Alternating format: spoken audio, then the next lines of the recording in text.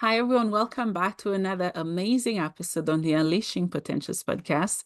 My name is Bernadette Desir, and I'm your host. And joining me today is special guest, fellow Canadian, Kellina Powell. How are you? I'm good. How are you? I'm fantastic. Welcome back, Kellina. You've been on the podcast before. This is your second time. You're a returning champion. You're back, and Thank I you. love it. I love it. Yeah, what have you been up to? Honestly, so many things been happening ever since I've been on the show. I became the bestseller on Amazon twice, which is very cool. Ever since I Yeah. came in, I remember I came in and I said, I'm just starting my book, and it's so crazy now that I'm publishing like the bestseller already.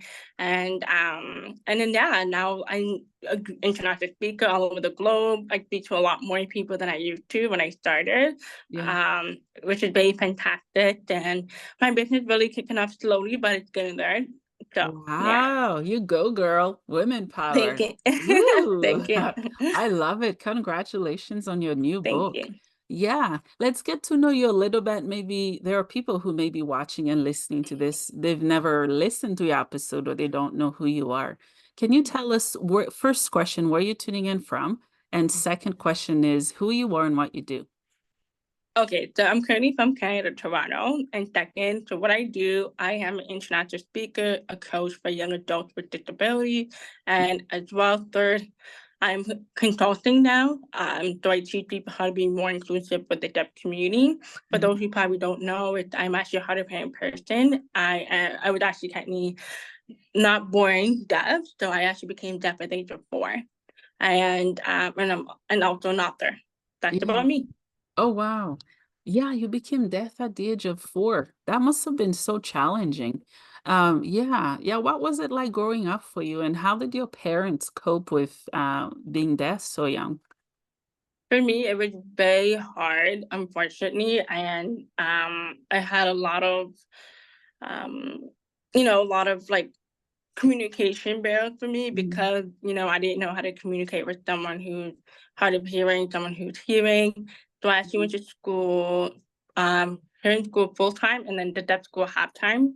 Mhm. So it was good for me to balance and learn about different ways how to communicate with different people.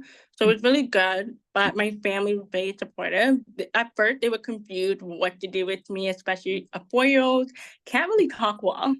So you're like, how are we supposed to communicate with the 4-year-olds who don't know how to talk yet? Mm. So it was very funny, but I was able to pick up a lot of things quick as a 4-year-old. Yeah. So it was a little bit challenge, obviously, because again, we're learning together as a whole family. So, Yeah. Thanks for sharing. So did you went to public school and private school or homeschool? How did you learn? so it was both of the schools were public school, Oh, wow. Which one was more challenging? Or the both of Heron them were? School, The high school? the Heron School. Oh, it was. Okay. Yeah, What were some of yeah. the challenges you faced there? It was mainly more of um It was mainly more of, oh boy, it was me. Is it Honestly, the there's a lot sign of things. Cause language? yeah, like it wasn't just sign language. It was just a lack of consistent accommodation that I was not getting from the teachers. And you would think the teachers went to school to understand how to accommodate a student, but Yeah. realistically, no, they do not. So that was my biggest one I struggled with. And second, not being able to have access to my first language or my second language, which was ASL. So a lot of the hand schools did not have ASL Okay. classes for me. Yeah. What is ASL for those who don't know? ASL is American Sign Language, so it's another term of Oh, saying, yeah, okay, that's cool. Wonder if they have something for Canadian Sign Language. no, it's American only. Oh, American and Canadians are the same thing. I know, I thought so too, but oh, no. it's a universal language. Would you say that? Like anywhere around the world, it's the same? No, it's different in the Okay. British world, Oh, which it was, I think, I did not know that it's called BSL, so the okay. British Sign Language. Okay, yeah, because my son has a book. We read different books. It has the braille, the bumps to read. Did you had to learn that as well or no? No, Okay, okay. no. Oh, okay, okay. Yeah, yeah. Let's talk about disability in general. Give me your take on some of the experiences and challenges you've had to face when it comes to your specific disabilities. So for me, being a deaf person, the one thing that has to always be consistent is to make sure that someone's facing me 24/7. That's Mm. because I am a lip reader. And a lot of people don't know that. So some people are like, why are you looking at my lip for? And I'm like, I'm a lip reader. I'm sorry. I'm not trying to kiss you. You know, some people look at you like, are you trying to kiss? Yeah, I'm like, no, I'm a lip reader. I have to read consistent. So that's right. yeah. So having to automatic tell someone like, hey, I'm not trying to kiss you. I'm a lip reader. I need to read your lips. So yeah. Oh, wow. Yeah. So let's say you're watching something, you completely mute the volume. Can you pick up on what they're saying? Only if the actor are facing the camera, then I can. Oh, But okay, if okay. they're not facing the camera, I cannot pick it up. Yeah.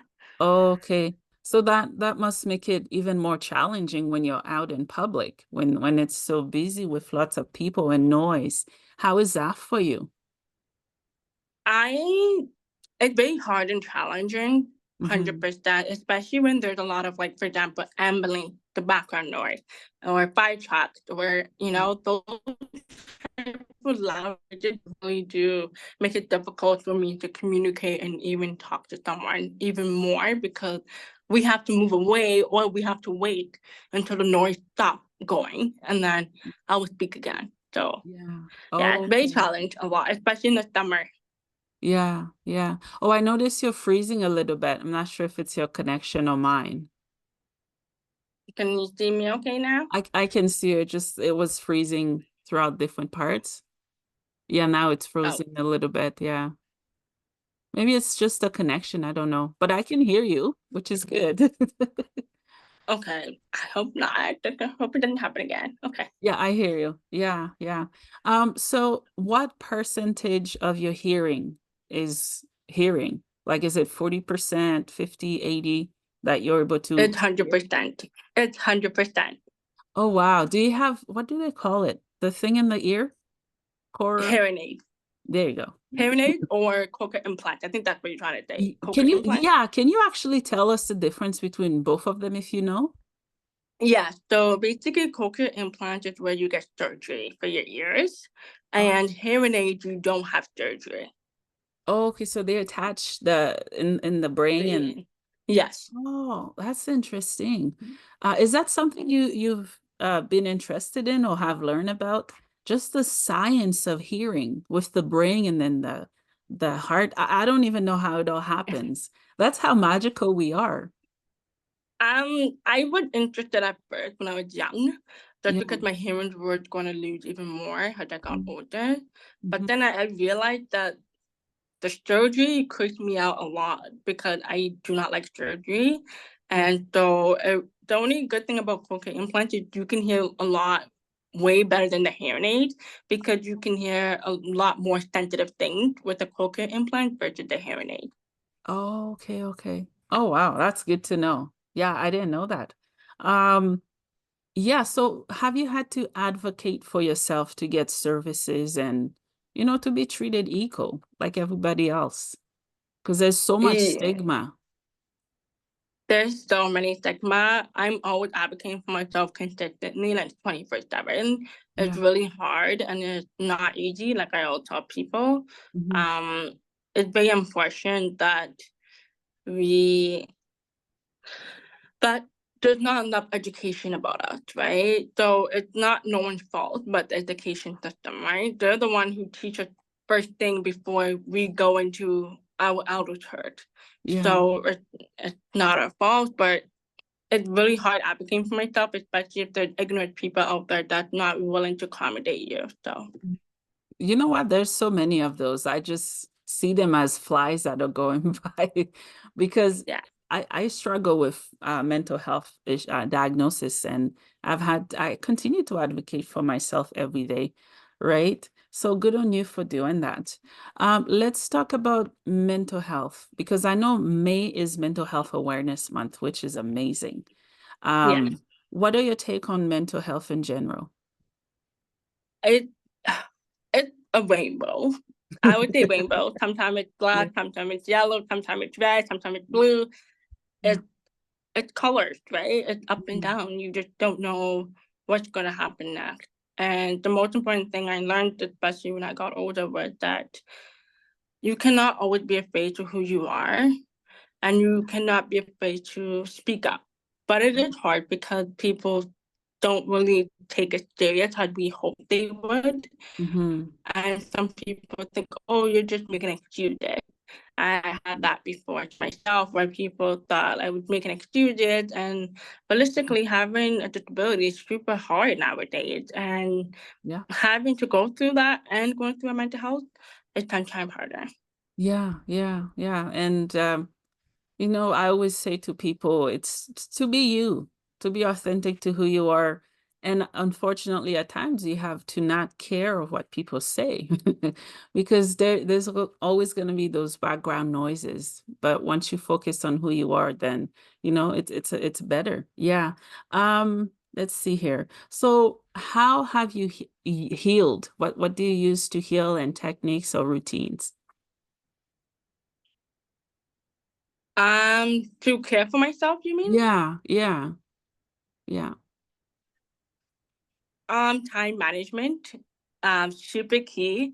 I make sure I schedule everything I'm doing. I don't care if it's self-love has to be on my schedule. Like I have to put that in my schedule because if I don't, I'm gonna burn out. And I'm a very scheduled person, but also too at the same time, people need to be mindful that it's important to schedule out your routine, right? If you don't Mhm, schedule out your routine, then how are you supposed to have a positive outlook, great mindset, and mhm, so on? How are you supposed to? It all comes down to time management.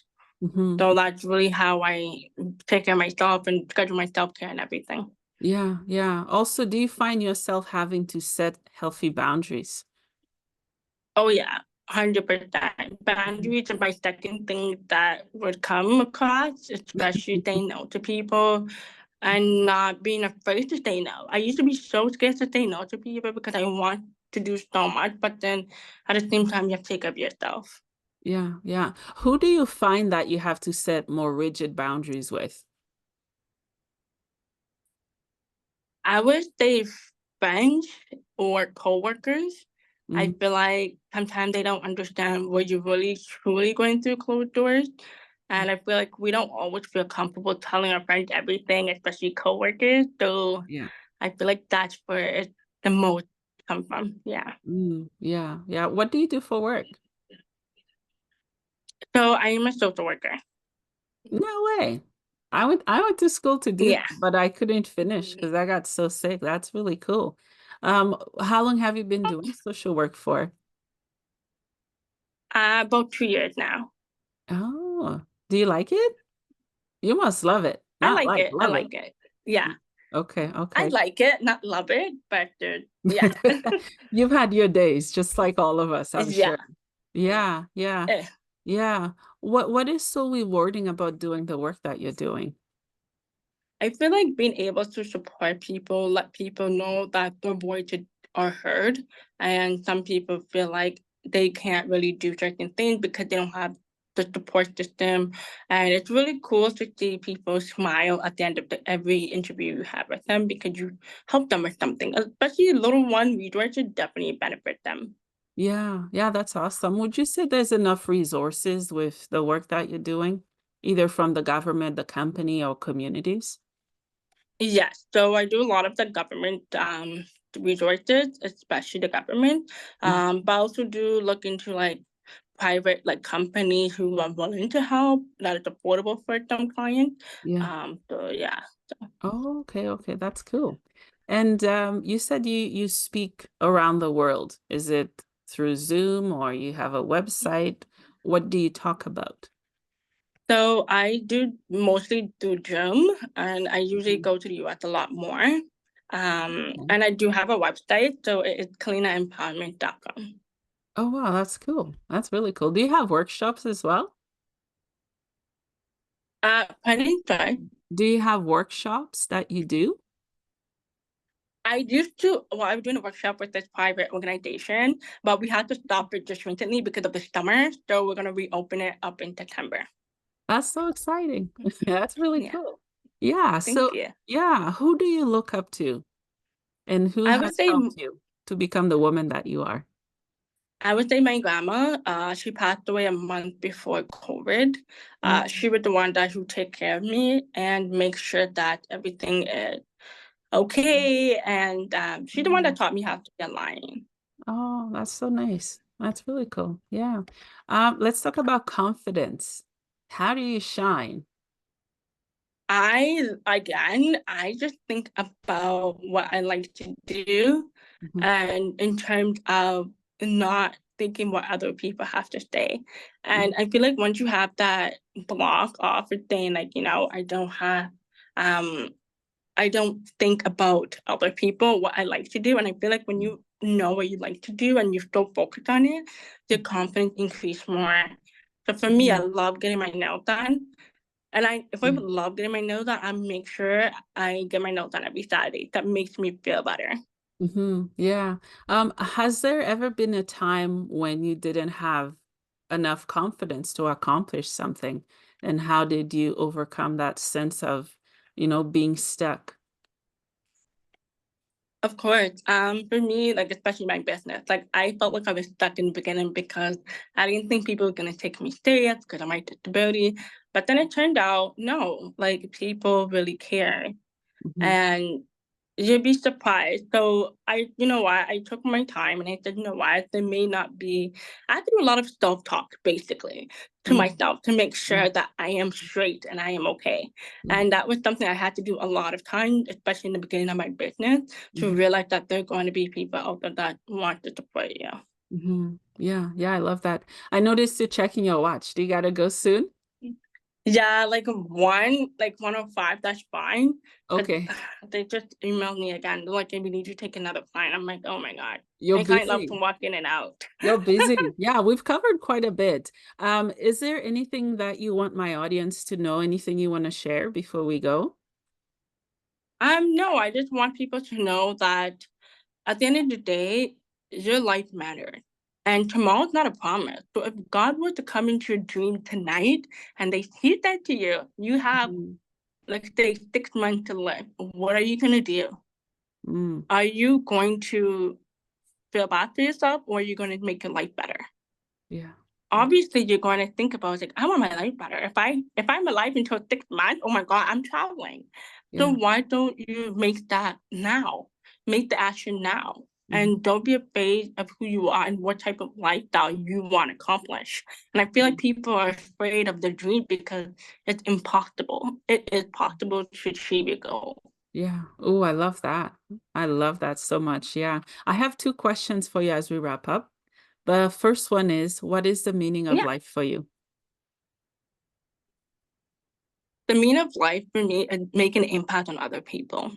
Mm, that's awesome. And the last question is, where can my listeners find you and support what you do? I know you mentioned your website. Are you on other social media platforms? Yeah, so I'm on LinkedIn and Facebook and Instagram. However, my Instagram is not my first name and last name. It's Def Queen Boss. In case if people try and look for me on Instagram, people Yeah, like, I want to look for you on Instagram. It's Def Queen Boss. I'm so yeah. sorry. So if you want to find me on Instagram, you can find me like that. And then every other platform is Kellina Powell. Oh, that's awesome. Well, Kellina, thank you so much for empowering those in your community and around the world. And thank you for what you do. Keep shining. Thank you. You're welcome.